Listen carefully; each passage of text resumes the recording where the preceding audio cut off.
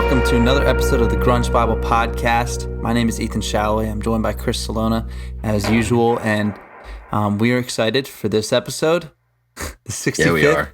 67th? 67, yeah, the big 6-7 right now. On retirement July age, basically, 4th. right?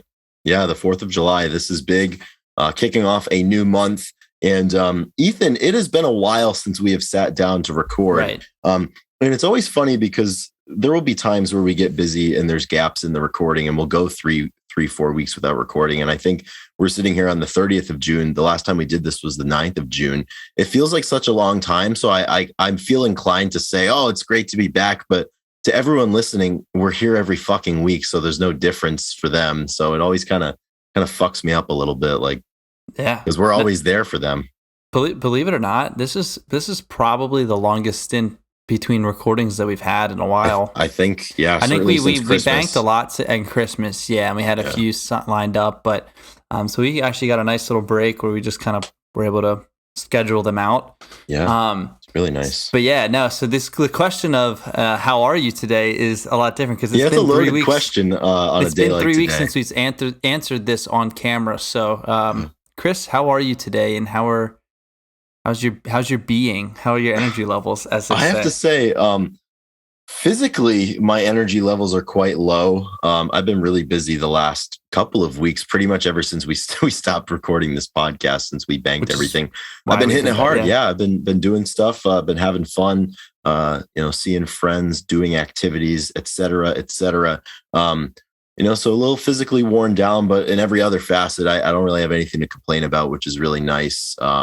And it's I think this will be fun to get back into this today. And we don't have a choice. The 4th of July will be here soon. And come hell or high water, the Grunge Bible Podcast will deliver as we have. So how are you, Ethan? A lot's happened in the last 3 weeks that we haven't recorded. Yeah. I'm tired. I'm good.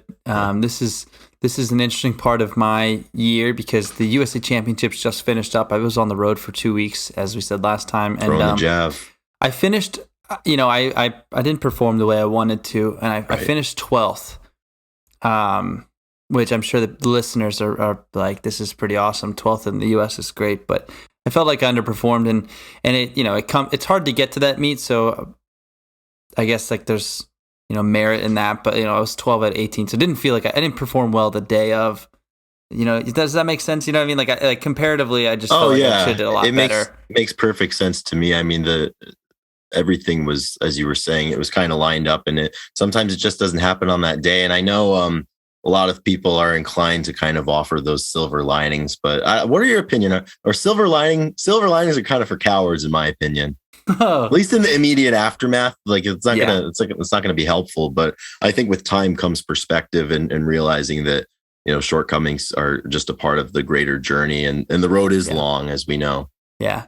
I was gonna say the only thing I guess I want to say about all of it is, like I said, this is a weird time where I have to judge my whole year on, say, one performance, but so much has gone into it. There's been a lot of growth, and just because it doesn't happen at the time you need it to doesn't mean that it was all for loss. Yeah. So there's a lot of lessons to be learned from this past year, and a lot of great strides and improvements. So we just got to be better for next time. And but I feel highly motivated right now in a lot of ways. Yeah. Disappointed in some, but altogether it's so the silver lining ain't so bad. Absolutely. Maybe I'm a coward. Yeah, and I think like moments like this, we say this back and forth to each other all the time. But when you commit to something, you commit to all of it, and it's easy to stay committed with the good things, but you have to commit just as hard to the things that are difficult, or the things that might not be as satisfying as you do to the things that are good, because you have to go through the shortcomings and the tough days to get to the good ones. And I know you've learned that lesson many times throughout your javelin career, but at the end of the day, I mean, this season, I mean, you're an 80-meter javelin thrower. I mean, that's a big deal. That's a really, really big deal. And I think people hearing that who don't understand the sport, because track and field, particularly throwing, is a little esoteric, and it doesn't get the big, the big press that a lot of major sports. I mean, that is a huge deal. Like I'm telling you, listening right now, it's a big deal, but it's even a bigger deal than you think it is. Like yeah, you're up there. Thanks, Chris. That makes me feel good. I think a good way. I'm just drained emotionally. From the, like I said, past 2 weeks, everything it's been a lot.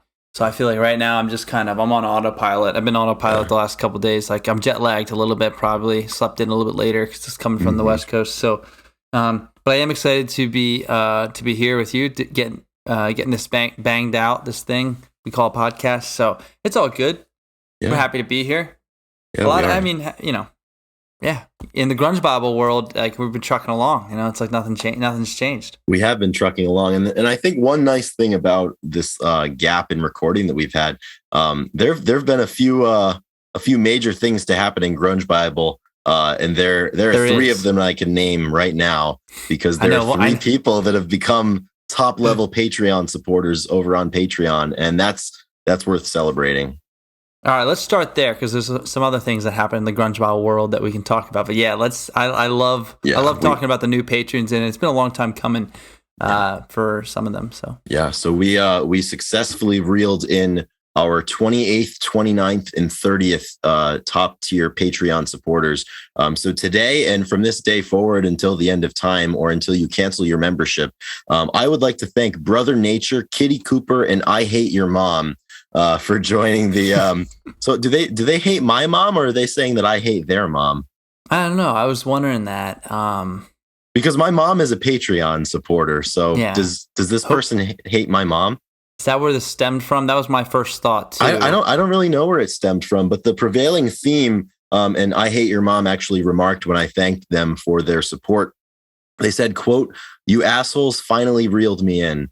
And honestly, there's no better story there's no better Patreon story than you motherfuckers finally got me to open up that checkbook. And it's great. That is incredible, dude. Yeah. It worked. We got 'em. I'm glad, because it sounds like they did it begrudgingly and stubbornly and they didn't really want to do it. But sometimes you got to do things you don't want to do. Yeah, we were saying that shit, dude. Like sometimes you got to do things you don't, even if it's like you said, a fiscal waste of money. You got to. Sometimes that's fun in life. Sometimes you have to do it for the bit. So you have to commit to the bit. If you're trying to waste $2, $5, $10 a month, that you just want to act you're like already you're doing it anyways. Yeah, and not only that, you're wasting your time listening to this podcast, and time's more valuable than money. So if you're listening, you might as well become a Patreon. Everybody listening here definitely bought something useless in the past 24, 48 hours. Probably food, probably a snack at a gas station or a drink. Oh, yeah. Just act like you're buying a Grunge Bible energy drink online once a month.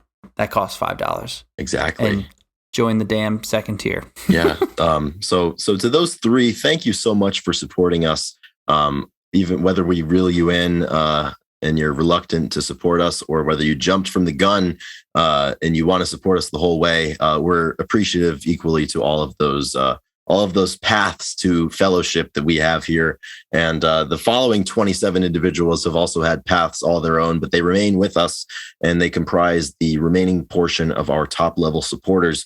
So I would like to thank Darian Riddle, Alex Long, Rachel Corning, Fuck Soup, Captain Hightop, Black Hole Sean, Doug Endy, Jade Mercado, Chris LSMS, Laura Nyreen, Sue, Nikki Six, Marianne, Sunny Mashburn, Kayla Jean, Alexis Shannon, Millie, Release, our number one fan from Australia, Wayne Staley, What the Fuck's Up Denny's, Jamie Lynn, Fresh Tendrils, Seattle 4 fanboy from New Jersey, my mother, Carlene Salona, The Blue Owl, and Kara K. Everybody whose name I just mentioned, thank you so much. And I have to say, I almost had a little trip up there because my song of the week is written right next to one of their names. So I almost named my song of the week as a Patreon supporter, but I didn't. That would be awesome. I mean, we could do that, at the end. We could, a little Easter egg thrown in there. But I really want to say it, but I can't spoil it. I have to wait because now is not the time. Everything has its season. So 30 strong in the top tier. That feels like a good number. That's really good. Yeah, I'm really thankful. I mean, without you guys, it would be hard to do this at times. So every little bit we helps. Wouldn't still be doing it if they weren't here. I don't think we would. Simply put, yeah. Yeah. When you first said that you were thinking of 3 big things that happened in the GB community, I thought we were going right to the man himself. Someone's back on tour, Chris, and he's kicking ass. He is. You know what? Yeah, let's shift this up in the program because we have to talk about this. Ethan, what are we thinking about right now? This man right here, Jerry Cantrell, is rocking Europe right now. He's just rocking the entire continent. The Jerry check-in continues on the Grunge Bible podcast. Yeah. And he's played a litany of shows over there, and we've been getting tagged in a few of them on Instagram. I did get a tag of a performance of Wood in Poland, I believe last week, maybe. So I got the chorus of that. One of our friends tagged us in that.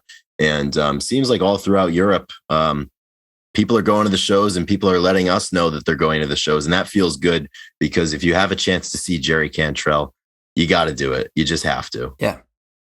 His last post, he was in Warsaw and he said, "You rocked us hard tonight. Amazing, incredible energy. Thank you, Jay." I mean, that's hot. Short and sweet, man. I mean, he's a master of his craft. There's no superfluous descriptions of the events. It's just, hey, that rocked.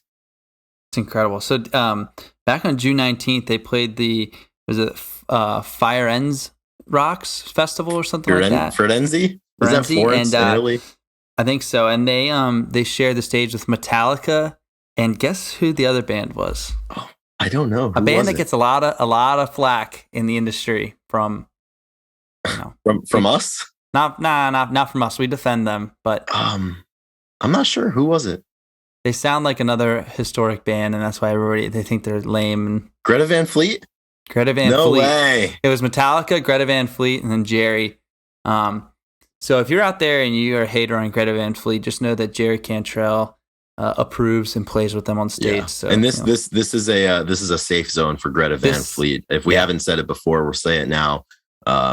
So the growing list of safe spaces, certainly Collective Soul, Greta Van Fleet as well. There was another one that I mentioned a couple of weeks ago. I forget what it was though. See, we haven't recorded in a while. My brain is rotted. It was not the Who though. No, it was not the Who. We are officially finish up already. We just want to bring that back up. If you're a part of the Who, just retire. Yes, just go hang out on a beach or something. It's really, If you consider yourself the Who, then we don't need to. Yeah, that's it. It's over. So that is another big thing that's been going on in the Grunge Bible world. I'm very, very happy for that one. What's the other point here? We got tickets. We haven't spoken about this. You're right. Last time we were on air, they had just announced. I think they had just announced because we haven't talked about it. They had just announced the Taylor Hawkins Tribute shows in Wembley and the Forum. Forum in Los Angeles, you're right. And we posted about it and we were like, we're going to do everything in our power to make sure we're there. Knowing full well that there was probably nothing we could do to make sure we were there because there was no chance of us being able to be there. The only thing we were going to do is what everybody else does, and that would be refresh our computer at the time of the ticket sales drop and hope to God that we get in. And so a little fun story. I was in British Columbia, and I had set an alarm on my phone of when the pre-sale was going to drop. It was the day before the main ones, and we had just put on the newsletter for the Forum. I think I don't really know how that was it. I think it was just the Forum pre-sale list, and I didn't really think. I was like, "There's no way." And so I set an alarm, and I texted Chris, and I was like, randomly, I was like, "Hey, the Hawkins Tribute Concert tickets go on sale in like 10 minutes," and you responded, and we're just like, "I have no way to access that." It wasn't even that. It wasn't even that. This is what happened. You texted me, and you said, "Hey, are you on?" And I'm like, on what? Like what's going on right now? It's a Thursday morning. Are you on? We're not recording a podcast right now. Like what could I possibly be on right? Am I on drugs? Like what's going on? What are you on? Finally, dude? you had to connect the dots for me, and I was like, there is no way. I have no way to access this pre-sale.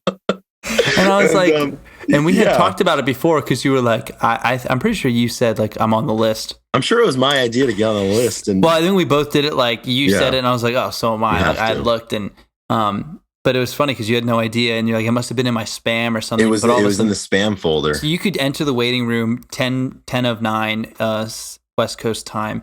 So it was like 12 o'clock your time, and I was in the waiting room, and then you're like, all right. So you hopped in the waiting room, and then of course like 2 minutes into the 9:00 pre-sale, like I'm in the waiting room of 2,000 people plus ahead of me, and all of a sudden I get a call from Christian, and you're just like, dude, it's like, I think I'm gonna have a chance to buy these tickets. There's only like 400 people ahead of me, and I'm like, what the hell? I was like, I've been in the waiting, like as soon as you could enter the waiting room, and long story short, Chris got in there and was able to buy some tickets, and we have tickets to the Forum in September 27th. September 27th, the day before our shared birthday.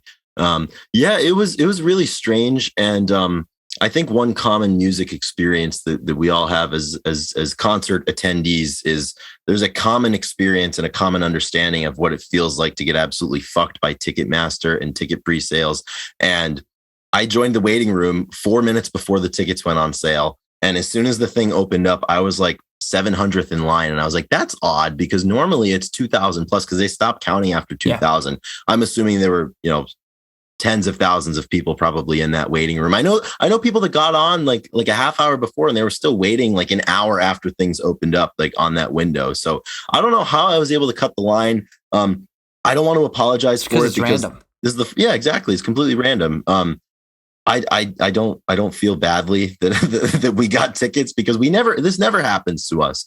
We always get shut out. We got shut out from Pearl Jam like 6 times this spring. So this one came around, and I remember watching that number go down, and then you're like, I think I'm gonna get them, and I was like, yeah, buy as many. It was strange too, because I got in and there was blue everywhere, so I could get tickets like anywhere in the upper bowl, and I had time to calmly look around, see where the best seat was, the best rows. I was on the phone with you. I was just taking my sweet time. It was great. And like, there was a little voice in my head, like, dude, you have to hurry. Like, all of these tickets are going to go, and they didn't go, and we got them. I can't believe it. Yeah. Cause I got into the room a little bit later, and right. I know I had talked to a few people that wanted to go, and I was like, we may need some extra tickets. So I was actually tried to buy tickets once I got in, and every time I went to buy the tickets, they said they weren't unavailable. So like, and I saw that a lot in the comments where it was kind of broken, where people were trying to buy stuff and it wouldn't show up because everybody's trying to buy the same tickets, like you said. Exactly. So the fact that you had nothing arise, no frustrations really like come up, you just kind of had a clean buy, just incredible. So September 27th, Grunge Bible will be at the Forum, and we will be seeing the Hawkins Tribute, and I could not be more excited. We're going to kind of make it a road trip of sorts, and who knows what the final itinerary will look like, but man, I am pretty happy that we're going to be there. That's going to be pretty special. Yeah, there's been this weird progression for me with having gotten tickets to this, because when they announced it, my reaction was, that's a really cool thing that they're doing. I'm really happy that it's going to happen, and I'm looking forward to seeing footage of it, because we're not going to be able to go. And then when we bought the tickets, it was so much like, holy fuck, we bought these tickets. We're going to be there. We're going to be there. But then it didn't really click until like a week later. We were talking about starting to make plans and everything, and what that was going to be like. And I got more and more excited, and I don't know that it's really going to hit until September, until the week before, until we're starting to travel out there to meet up. And I love the idea that we have, we're just going to kind of take a week off from life, basically go out, spend some time together, hopefully see a few shows, connect with some people and see that show. And I think it's one of those things that objectively, it's going to be something special, but I don't think you could quantify how special it's going to be until I think you get into that arena, you get into the Forum that night. And I'm really, really looking forward to it. I'm looking forward to just that, emotional connection that everyone's going to have to be there to celebrate and to mourn. It's these tribute shows, they're always that weird combination of mourning and celebration. I guess all commemorative ceremonies and events are that way. And it's hard to verbalize what that feels like. And I think it's going to be hard. Presumably we'll do an episode on it after we attend. It's going to be hard, I think, to explain it, but I'm happy, certainly that we're able to go, and more so I'm happy I'm going to be able to share that with you. Yeah. And I think our producer Drew is also going to be able to come along if he's free. And it is pretty special. I'm excited because, we talked about how you never got to see a show, and you'll be able to see Dave Grohl up there, and he's going to be talking and telling stories all night. So you're going to get it. It'll be special. no idea exactly what it's going to feel like until we're there. So pretty cool though. All in all. Yeah, so something to look forward to and anticipate at the end of the summer, which is really what makes like we always say. You always have to have at least a couple of tickets purchased, and this one is a big ticket. Speaking of other concerts, you've had 2 concert experiences in the past week, and I have one next week that I'm lining up. I got Rainbow Kitten Surprise next week. Very nice. Pretty excited. But you had 2 that fit the genre. And about damn time, right? It's about time. Here goes Grunge Bible's concert reviews. Today on deck, we have Chris Salona talking about his Failure experience and his Melvins experience. Chris, what a duo. Yeah, it was. Saturday? Was that Saturday, Tuesday? It was a Saturday, Tuesday. So I guess that would be Saturday the 25th and then Tuesday the 28th of June. I was in the arena. Important to note that this was a concert doubleheader, and this was also a concert doubleheader with Grunge Bible top Patreon supporter Rachel Corning. I was able to meet up with Rachel for both of those shows, and I have to say, I was very impressed by Failure. And How old are they? The same age that everybody else is. like they. It's the same thing. I guess they look old? Did they look as old as Buzz did? No, they looked like they could be fathers of teenagers. I'll put it that way. Cool. I think they're probably early 50s, somewhere around there. Yeah. And I have to say, both of these shows, I can't pull any punches here. I'm a liar, but I can't lie when talking about this. I don't know much about Failure. I don't know much about the Melvins. I've spent more time listening to Failure than I have the Melvins. But I was very impressed by Failure. It was loud. It was cohesive. It was just really impressive. They sounded great. The vocal parts were fantastic. Ken Andrews and Greg Edwards would trade off who was playing bass and who was playing 6-string guitar. The drummer Kelly Scott was fucking phenomenal. I always say it, anytime there's only 3 people on the stage, that's a lot of sound and a lot of responsibility to create that sound. And wow, they are who they are, and they have a very distinctive sound. And it was really, really impressive. They did play Stuck on You. That was super important. I believe it was the first or second song of the encore. It was really good. It was awesome. It was a cool little venue in Cambridge, Massachusetts, called the Sinclair, and it was very full. It was good energy and everything, and really, really happy I was able to go. It's just kind of a convenience thing, you buy a ticket for $25 just as easily as you can become a Grunge Bible Patreon member. You just drive up and see a show, and I think it's totally worth it. Yeah.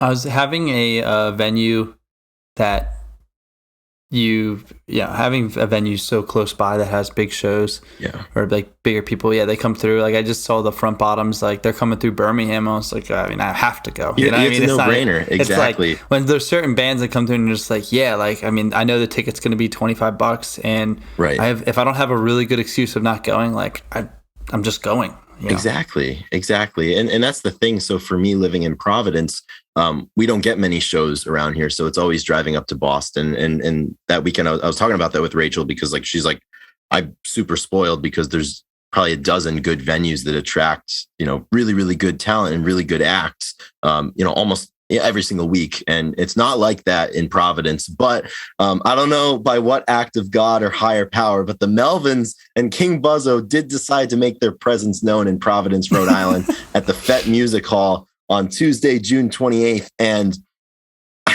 I don't even know where to begin. I'm pretty sure I learned that they were playing in Providence while we were recording a podcast like a month and a half ago. Yeah. And you convinced me, you're like, hey man, like you should go to that, because the same logic, it was like $22.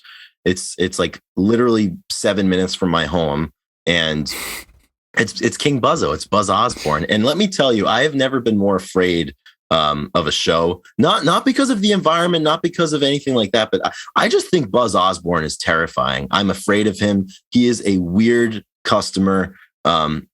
I'm just scared of him. Like I'm just terrified of him. But their show, it was, because I don't know their music intimately. I don't know their music really at all. There I go lying again.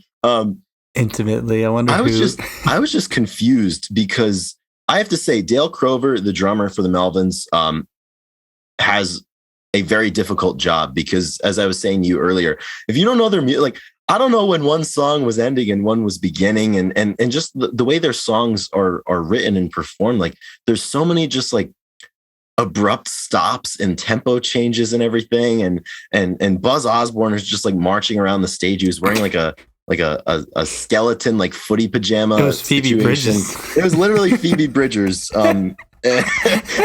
Phoebe Bridgers got really old in the last couple of months, I guess. Her hair got gray on her. So looked like he got struck by lightning. Yeah, and it was just so strange. So you had Buzz in like the skeleton footy pajama costume, and you had the bassist Stephen Shane McDonald, who was dressed like Jesus of Nazareth, like in like an all white suit. He looked like Jesus.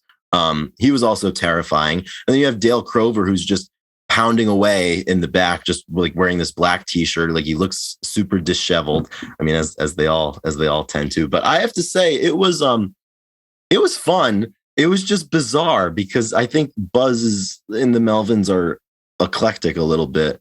I mean, how could they not be? Yeah. It was good though. I have to say it was good. I'm happy that I went. There were two openers.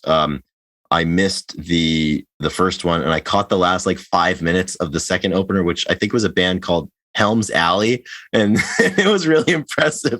I sent you a Snapchat, I think, Ethan, of the last song, which is their most popular one, and it was this man just screaming into the microphone, and that was a lot, but it was good. I'm sad that it wasn't I don't think it was the loudest show that I've gone to, and I know a lot of people were saying that it would be.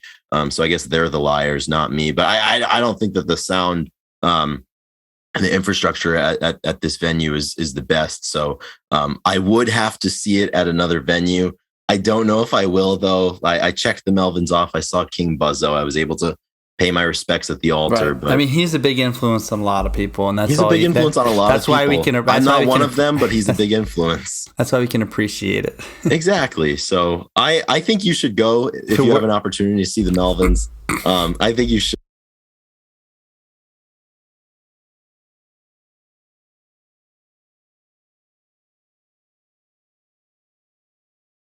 In my opinion.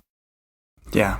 I love it. I think it was intense. I mean, they get up there, like Buzz doesn't speak at all. He just sings.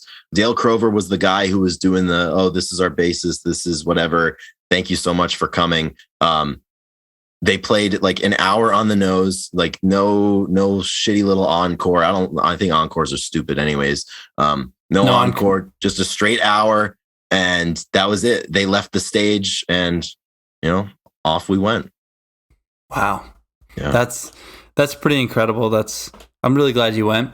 Yeah, I am too. I guess that's exactly how I would picture a Melvins concert to go. It went exactly the way that I envisioned that it would. Having heard from other people, of course, but it was. I certainly wasn't disappointed by it. It also it didn't rock my world.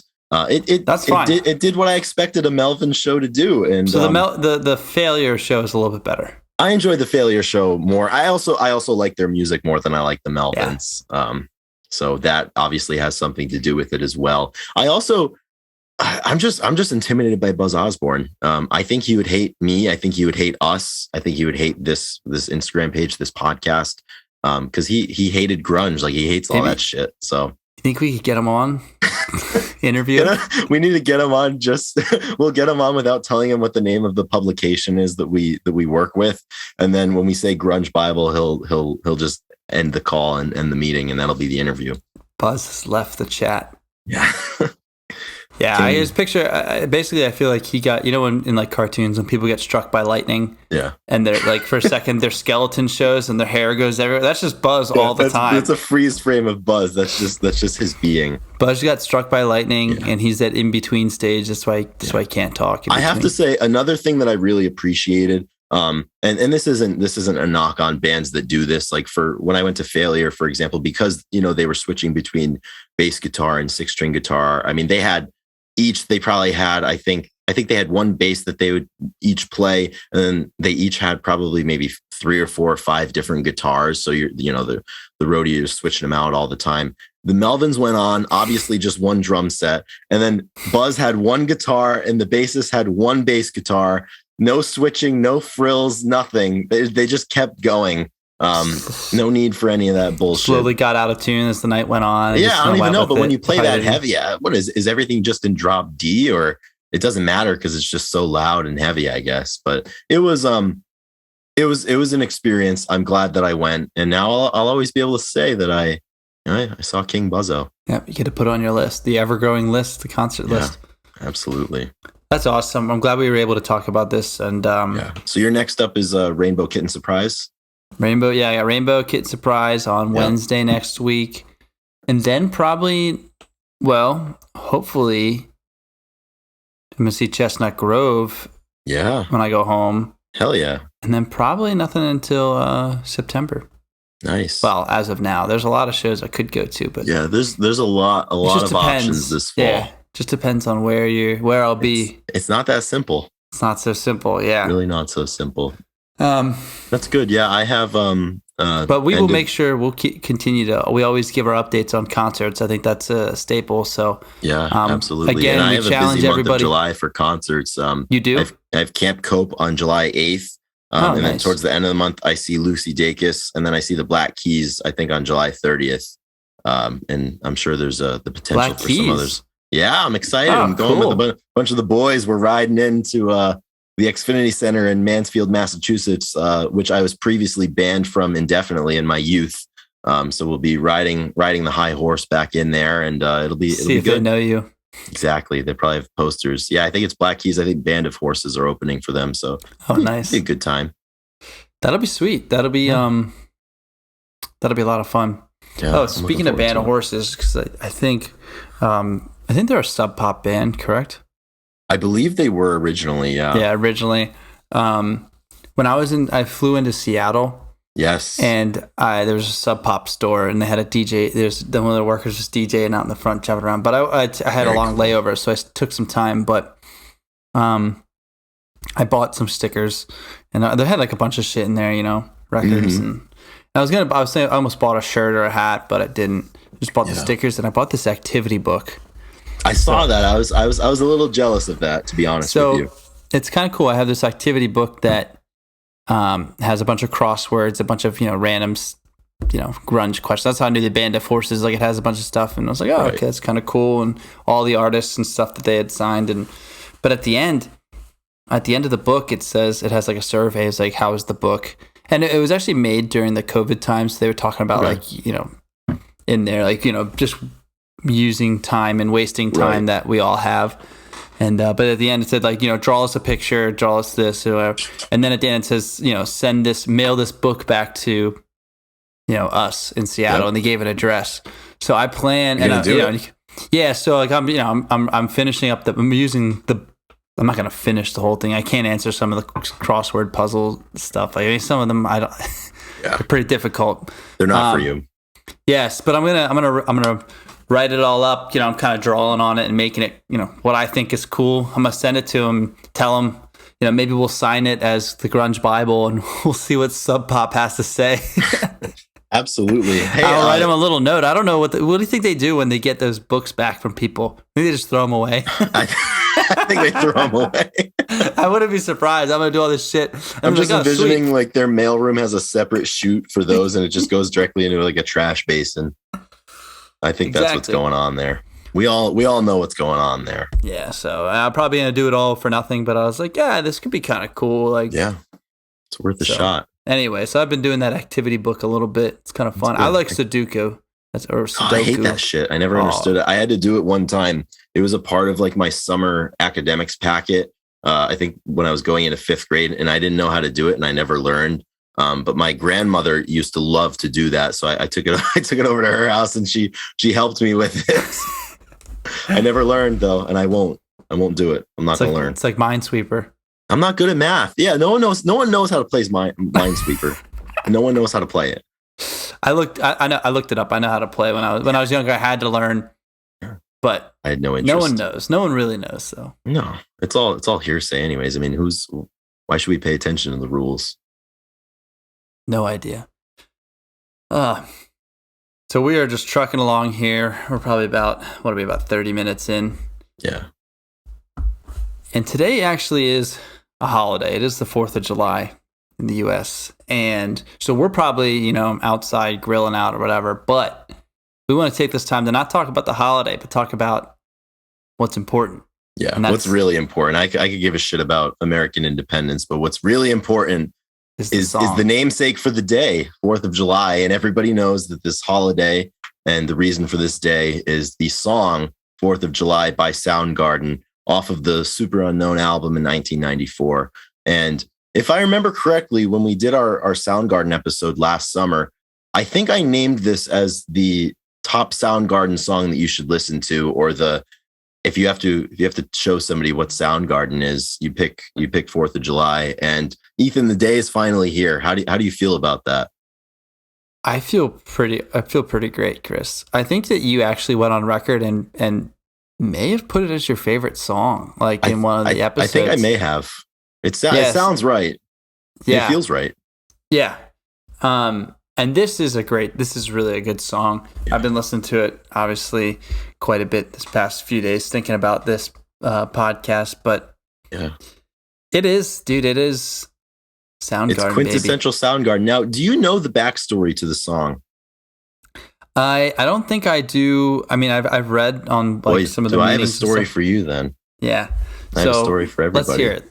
So, I think obviously what a lot of people might just see the title to the song and assume that it's something about Independence Day. But according to a 1994 interview that the great Chris Cornell did with Rip Magazine, it's about an acid trip, which is pretty cool. And there's a quote here from this magazine interview that he did back in 94.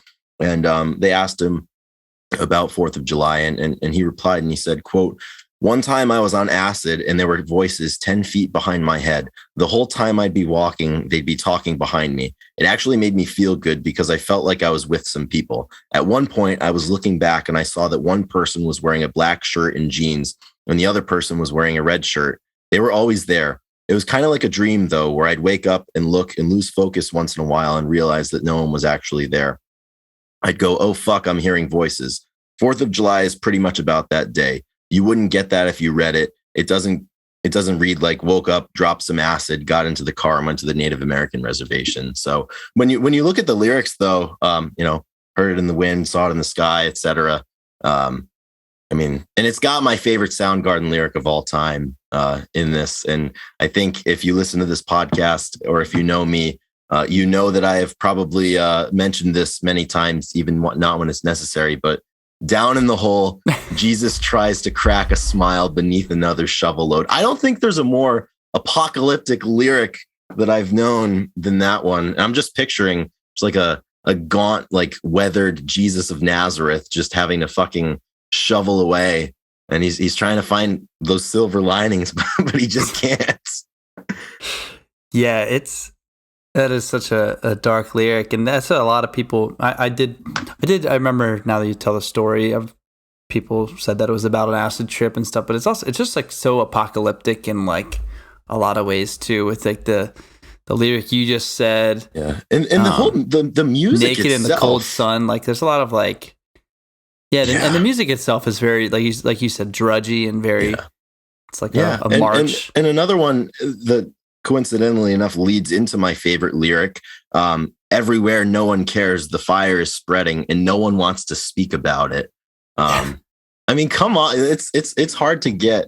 This is just a masterclass in my opinion. And certainly I think if there's only one thing that rivals the lyrics and the delivery of the lyrics, it's the music. And I don't know what tuning Kim detuned his guitar to for this one. I don't even know, but it's the heaviest, sludgiest, just most hellish thing I think that Soundgarden ever made. And for that reason, it's always my favorite. And Kim's solo in this song is so good, I think, because it just it contrasts so well with just like the dun, dun, like the slow rhythm guitar. And I've said it before, but like I just love the way that when Kim solos and when he plays, like he just kind of like attacks the fretboard in short bursts, and it pierces through everything. And there's so much noise and there's so much heaviness in this song, but the fact that Kim is still able to create something that pierces through that and shines through and kind of shocks you, because the song feels to me like it's a slog, like it's just a slow march, and then you get to the solo and it's just so different from everything else that's going on. I think it's an essential component to the song, and it's one of the many reasons why I love this song. Mm-hmm. Yeah, I was doing some digging and stuff. A lot of people, it's interesting that he called it the 4th of July too. Yeah. And used that and use the analogies a little bit that he did with it.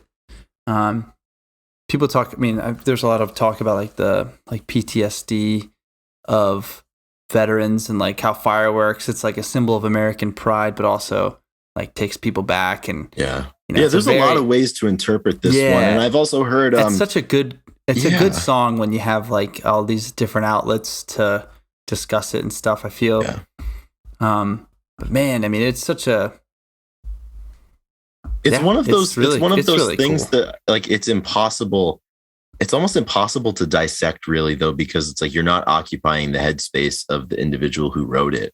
And certainly it appears that if Chris was tripping acid, I think every trip is a little different depending on the circumstance and the time. So, I mean, that area might not have even been accessible to him again. And that's what, kind of makes it so great. Another great story for artists who have created under the guise or the influence of certain substances. One of my favorite Neil Young songs is After the Gold Rush. And they asked him, because that's just as esoteric as this one. I was lying in a burned out basement with a full moon in my eyes and a bunch of stuff like that. And they asked him, like, what does this mean? Like, what is After the Gold Rush about? And he was like, I don't know. It probably just depends on what I was on at the time, what I was taking. And it's a lot of these songs. The same thing with Man in the Box. Elaine had said, I think it's about media censorship and things like that, but I was stoned, so it probably meant something different when I wrote it. And these are interesting cases of just like case studies of how the mind works, I guess. Yeah, dude, it's like, who do you represent? Like, which organization are you representing? Who's funding this? Who is funding all of this? I mean, there's simple questions that need to be answered, but they're not so simple. And the answers aren't simple either, because like, what's the song about? It's not simple. Like, you would ask a simple question like that, and here we are blathering on about it. I don't know how to answer it. But that's what makes it so good, because you never stop listening, because you think maybe this is the time that it's going to click through. But I think everybody that listens to this song, it might mean something to them. So whatever it means to you, that's what it means. But it's a happy day that we can celebrate this on the day. And it is the reason I will be celebrating on the 4th of July. Yep, and I thought it was the end. I thought it was the 4th of July. As he says. Good. Yeah, as soon as we get off of recording this podcast, I'm just going to rip 4th of July for the rest of the day in preparation. Yeah, I think I will too. You going to do any fireworks? No, I don't think so. Last year we did fireworks, and there was a harrowing situation. So I don't think we'll do that one again.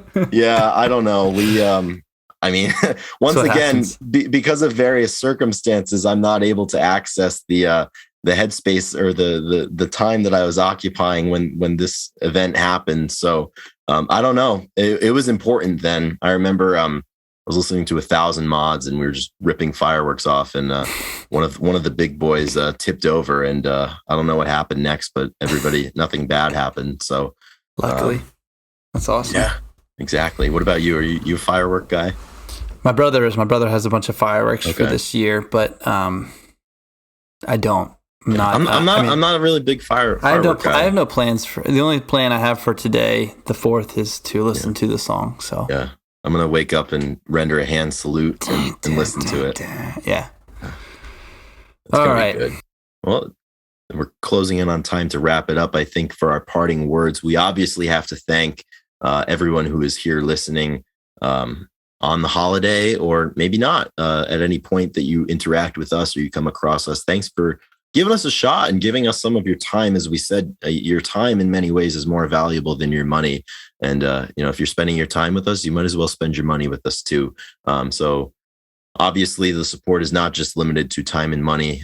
It could be comments or recommendations or feedback. We appreciate all of that.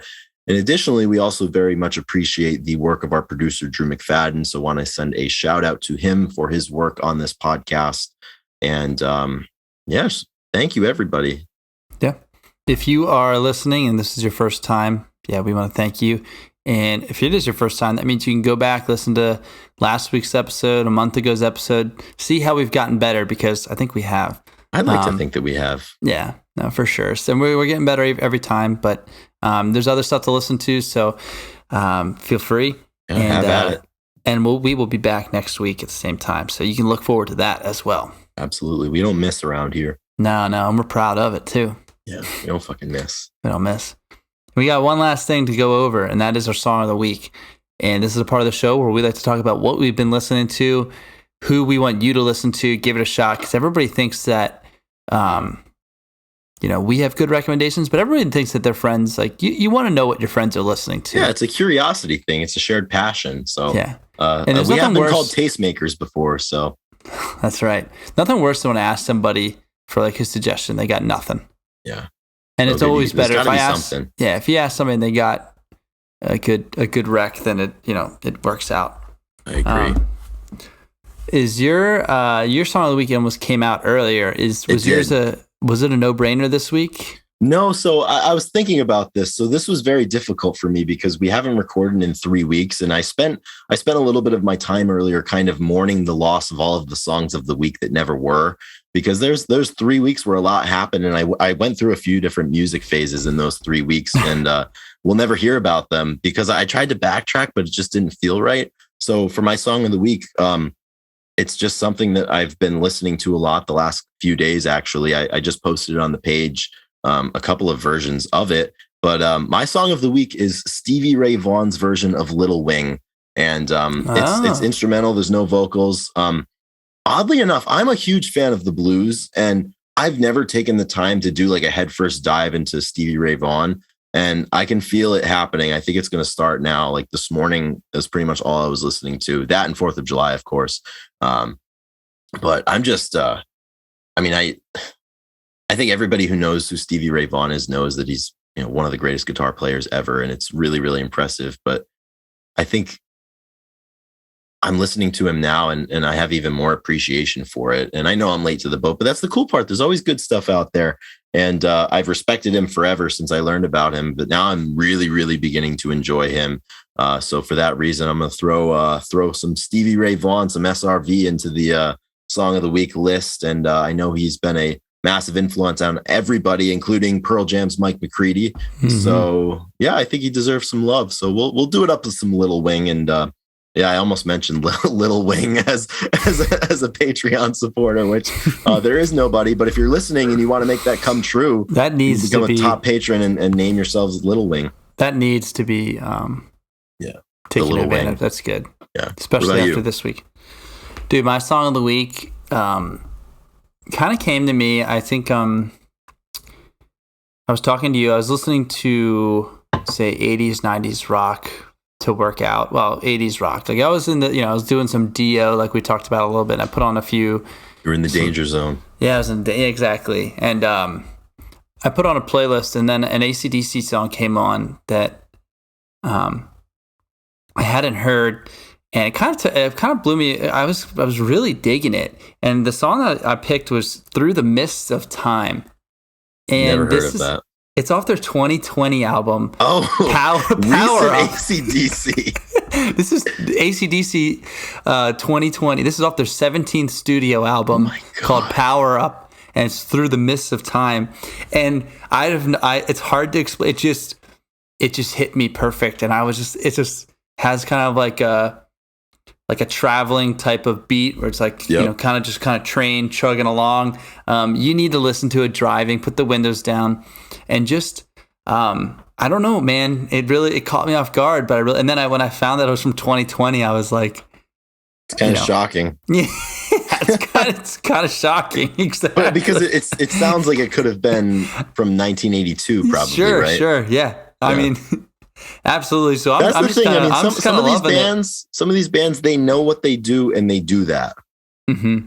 Well, I was going to say there's also I don't know what your AC/DC listening history is. Like I listened to him like a little bit, but not all that much. That's why I probably didn't catch that this wasn't like I didn't know exactly what album this was from. I don't know their discography like that, so yes, who knows? Maybe people really don't like. I don't know how people took in this new album, but I don't know. I'm not sure. I certainly haven't listened to it, so I look forward to doing that. No, actually, I'm gonna remind you to listen to this song afterwards because I feel like. Please do, because there are definitely times where I've lied, obviously, and I've said, I can't wait to listen to that song, and I just don't end up listening to the song. 100%. It's hard sometimes, and I don't know. You can't make everybody happy, you know. At least make yourself happy. Yeah, life's not hard. It's just not easy, you know. Keeping the dogs off. Absolutely. That is episode 67 for the Grunge Bible podcast. That wraps are all up. So yeah, that does her. Happy holidays to everybody. I think 4th of July by Soundgarden Day is something that we can all get behind. And I hope wherever this finds you, you take some time to just listen to that song. Play it loudly too. I think you have to. Yep. Enjoy the day and whatever you're doing. And we will be here same time, same place next week to do exactly what we just did for the past hour. And that's same thing. Bullshit and talk music, baby. We don't miss. Nope, we don't miss. Well, take care, everybody. Loud love and rock and roll. See you guys.